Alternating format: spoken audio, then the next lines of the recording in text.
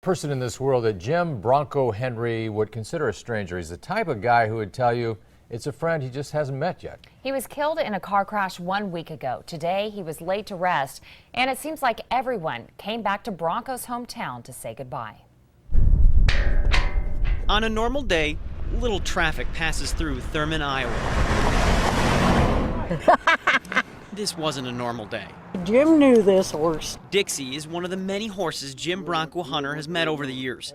A horseman himself, he would have loved this. How else for a horseman to go to his burial site but in a horse-drawn carriage? Surrounded by family and friends who frankly Jim treated like family, the streets filled and then stood still. One of the biggest funerals I've ever been to.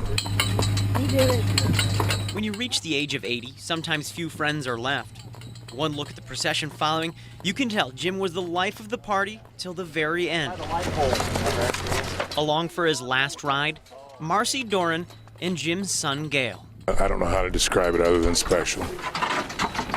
Jim's nephew and riding buddy says there's too many stories to tell. You see, Jim was everyone's favorite, and the stories, boy, could Jim tell a good one. They were humorous, they were serious, they were sad.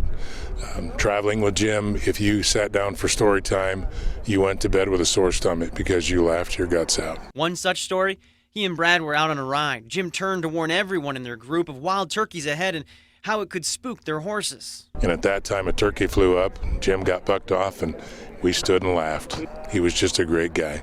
Everyone in this crowd had a story, a reminder that a life lived isn't lost, and while the carriage may be empty now, everyone knows Jim would have loved that very last ride.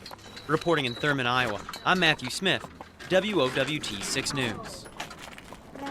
Well, a great tribute, and Hunter was well known in the riding community. He was one of the owners of Bronco Billy's Arena and Tack in Council Bluffs.